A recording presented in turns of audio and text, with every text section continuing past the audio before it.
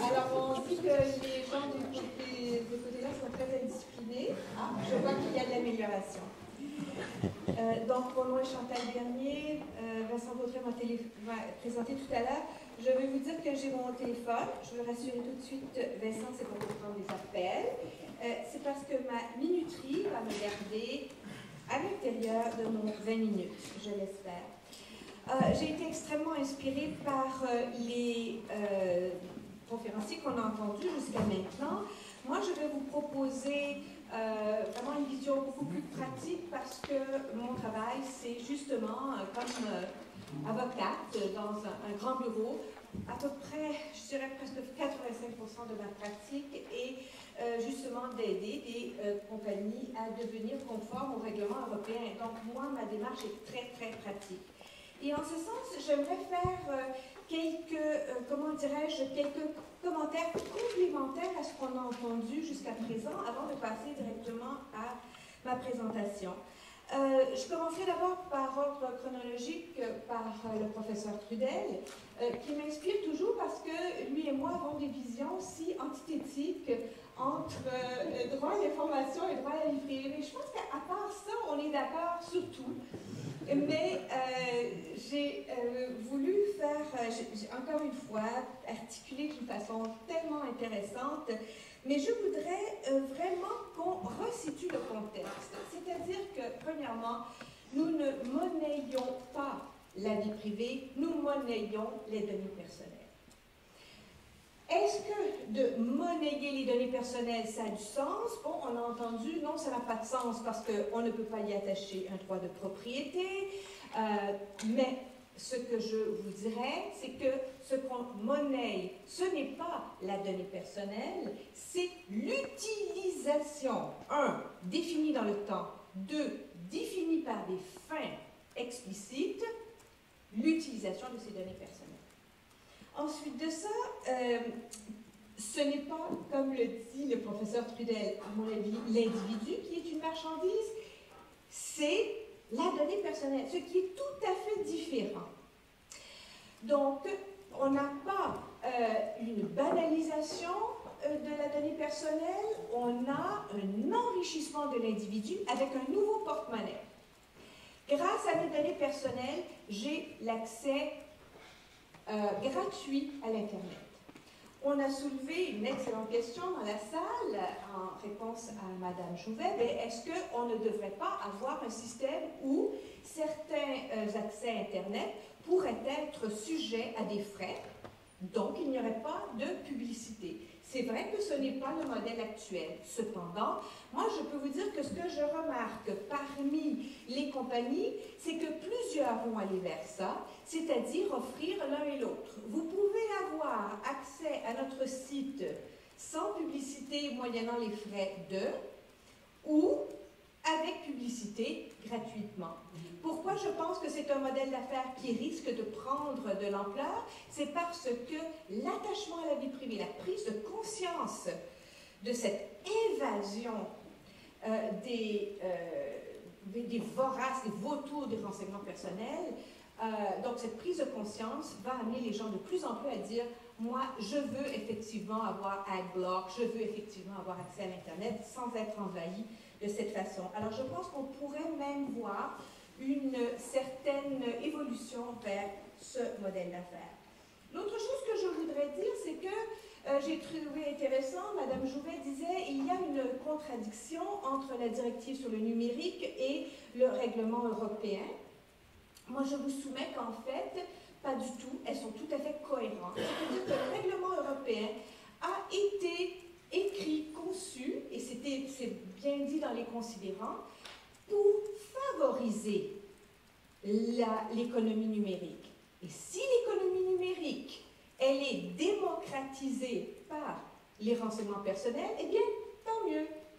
Cette démocratisation a une valeur. C'est pour ça que maintenant, je peux commencer une compagnie sur l'Internet sans grands investissements. Je n'ai pas besoin de louer de locaux, je n'ai pas besoin d'avoir de l'équipement, etc. Je vais sur Internet, je vends mes bidules. Il y en a qui ne vendent même pas de bidules, il y en a qui vous apprennent à comment tourner une vis, comment réparer un boyau d'arrosage, etc. Donc, il y a un processus de démocratisation de la richesse qui passe, par une facilitation au marché pour les petites entreprises, 2, par l'accès à un service moyennant ce nouveau portefeuille que nous avons, qui est celui de nos données personnelles, où nous avons la possibilité d'avoir accès à des engins de recherche qui nous dépassent totalement en termes de nos capacités personnelles, gratuitement. Donc, je pense qu'il est important de situer la question dans un nouveau modèle d'affaires.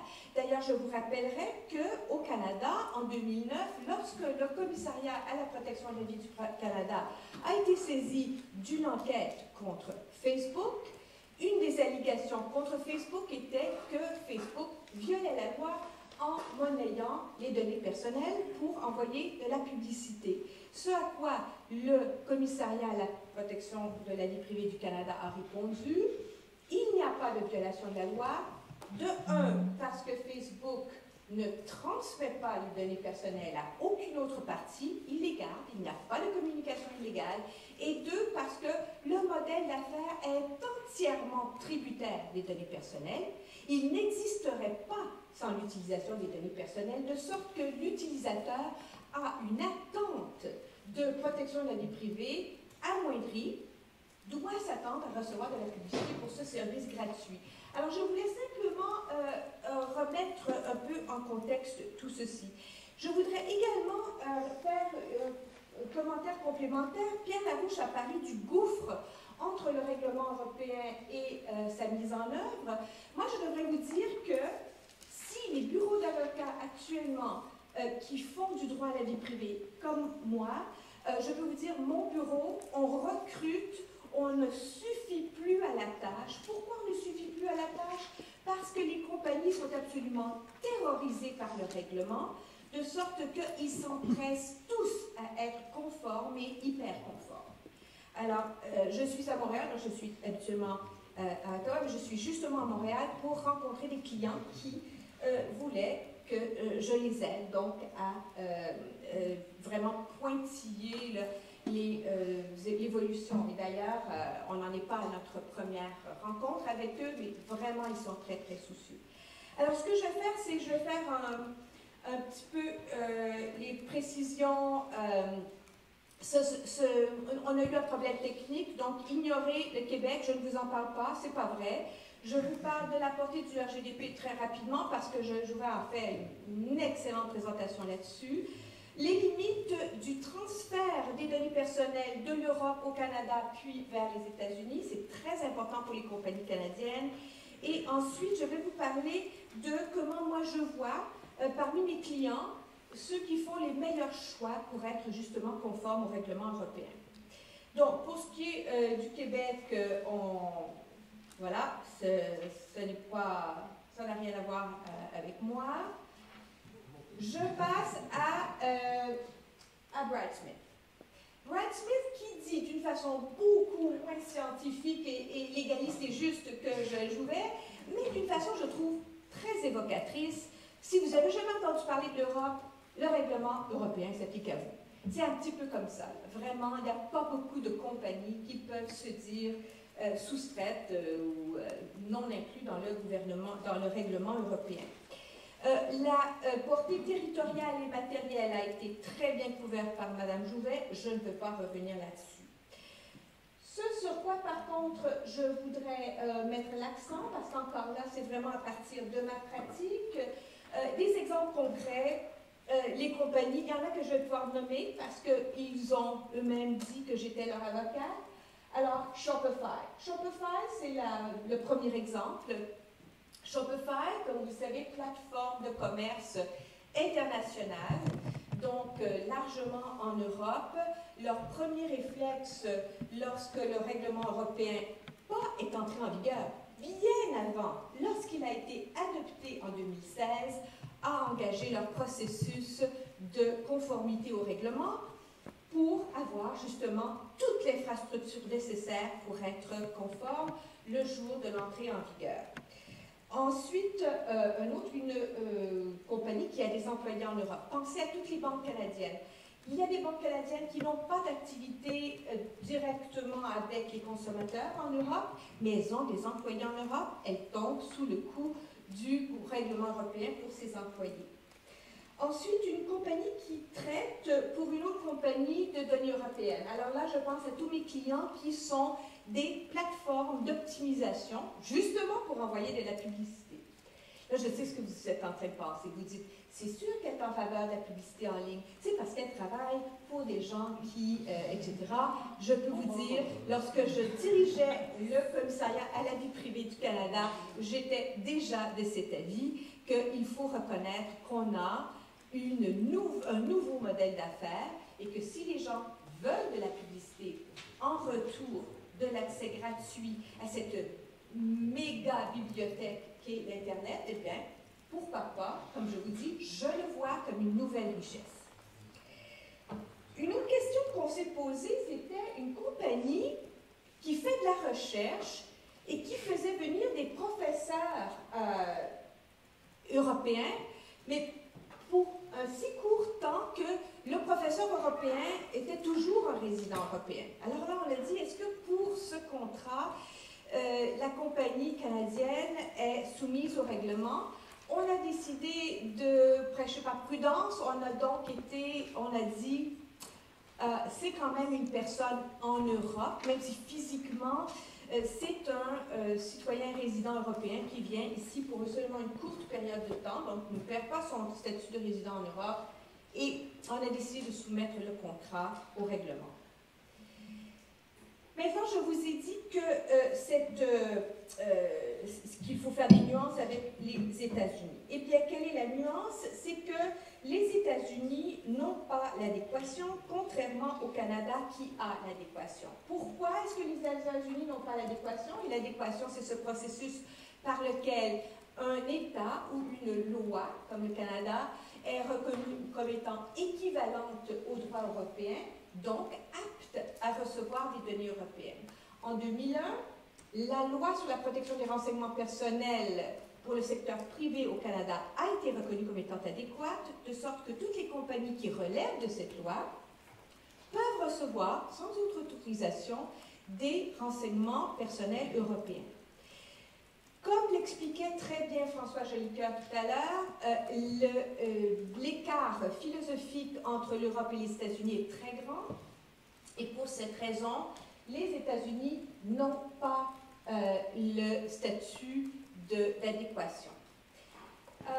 Qu'est-ce que ça veut dire? Donc, le droit européen ne permet pas, et ça c'est pas nouveau, c'est depuis 1996, ne permet pas le transfert de données personnelles européennes à l'extérieur de l'Europe. Tout à fait compréhensible, on parle d'un marché riche en plus, d'environ 700 millions d'habitants, donc c'est une règle qui commercialement leur convient très très bien. Ce n'est pas une règle qui convient au Canada. On a un marché de seulement 35 millions d'habitants. On voulait favoriser le commerce, surtout l'intégration vers les États-Unis. Donc, le législateur canadien a choisi de ne pas interdire le transfert des données, mais de le soumettre à une certaine discipline. Les États-Unis, eux, comme ils n'ont pas un système global comme les Européens, comme ils n'ont pas une autorité de protection des données personnelles, le Federal Trade Commission, qui est la seule entité du gouvernement européen qui prend des décisions là-dessus, est véritablement, c'est un filet de sa compétence et ça s'applique beaucoup plus dans un cadre de droit du consommateur, pas comme un droit fondamental, donc pas de reconnaissance de l'adéquation pour les États-Unis.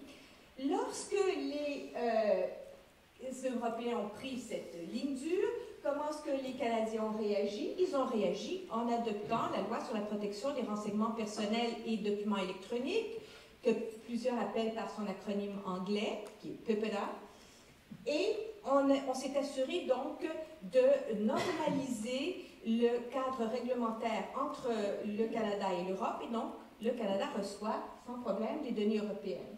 Les États-Unis ont pris une démarche un petit peu différente. On dit non, on ne change pas notre système pour vous faire plaisir, européen. Donc, ils ont conclu d'abord Safe Harbor. et par lequel les compagnies étaient certifiées comme étant conformes au règlement européen. Après un certain Edward Snowden, forcément le Safe Harbor a été reconnu comme étant plus suffisant, donc les Européens ont conclu avec les Américains une autre forme d'adéquation, mais qui ne s'applique que compagnie par compagnie, qui s'appelle le EU-US Privacy Shield. Qu'est-ce que c'est l'impact pour les compagnies canadiennes? Les compagnies canadiennes qui, par exemple, reçoivent des données européennes, mais les hébergent aux États-Unis parce que c'est là que, par exemple, leur fournisseur d'hébergement est, ne peuvent utiliser un fournisseur d'hébergement que si cet fournisseur est certifié sous le EU-US Privacy Shield ou s'il y a des clauses modèles selon le droit européen.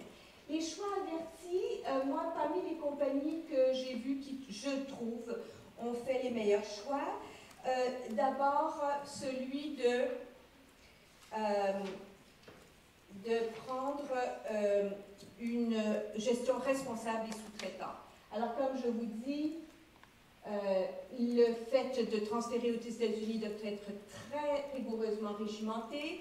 Il faut s'assurer, même en vertu de la loi canadienne, que les fournisseurs soient aptes à protéger les données personnelles. Mais c'est la première implication pour toute compagnie canadienne, c'est une gérance, une gestion très étroite des fournisseurs. Le deuxième, c'est l'évaluation des facteurs relatifs à la vie privée, un instrument qui, à mon avis, est extrêmement utile. Il permet de faire ressortir sur toute politique, sur toute mesure, sur tout projet, sur toute technologie, dès la conception, on se pose la question, quelle est la répercussion sur la vie privée? D'ailleurs, je vous ramène à une réponse que Mme Jouvet a donnée, je pense à vous, monsieur, lorsque vous avez demandé qu'est-ce que c'est des intérêts légitimes. Une évaluation sur les facteurs relatifs à la vie privée va aider justement à déterminer l'intérêt de la compagnie versus la répercussion sur la vie privée. Et c'est prévu dans le règlement européen et les compagnies qui s'en prévalent, donc, s'arment d'une excellente démonstration d'imputabilité. La désignation d'un délégué aux protection des données personnelles, ce n'est pas mandatoire pour toutes les compagnies, mais les commissaires européens ont déjà en 2016 dit à toutes les compagnies, écoutez, c'est une bonne pratique. Moi, ce que je vois parmi mes clients, c'est trois modèles. Le premier modèle, ce sont des grosses compagnies qui ont déjà un délégué à la protection des données personnelles. Bon, prenez toutes les banques, ils ont tous des délégués à la protection des renseignements personnels. Certaines ont dit, bon, tu es maintenant également le délégué pour l'Europe, et d'autres ont nommé un délégué pour l'Europe. D'autres, un peu bien moins nantis, ont choisi d'avoir leur avocat général comme étant le délégué à la protection des données personnelles. Et d'autres qui n'ont même pas d'avocat général prennent un délégué à la protection des données personnelles externe, mais cette personne doit être compétente, doit connaître le droit à la vie privée. Une autre bonne pratique, c'est évidemment des plans de réponse à l'avance aux incidents de sécurité. Quand on a un incident de sécurité, pour l'avoir vécu à quelques reprises comme avocate pour des compagnies qui l'ont subi, ce n'est pas le temps d'improviser, il faut avoir un plan à l'avance. Ensuite, les pénalités, je passe là-dessus parce que Mme Jouvet a été très claire là-dessus, mais je vous dirai quelles sont maintenant les incertitudes pour le Canada. Le Canada doit se poser des questions. Est-ce que le Canada veut préserver l'adéquation avec l'Europe et donc renforcer sa loi canadienne au risque pour les compagnies canadiennes de perdre la belle flexibilité qu'elle comporte, mais à ce moment-là, perdre le droit de recevoir des données européennes sans autorisation de l'Europe, ou est-ce qu'on veut justement amender, rendre la loi canadienne un petit peu plus rigide et préserver donc cette belle harmonie avec l'Europe? Il y a donc plusieurs école de pensée, mais la grande question est à savoir lequel des deux nous favorise le plus. Je pense que je suis arrivée à la fin de ma présentation parce que les 20 minutes sont écoulées.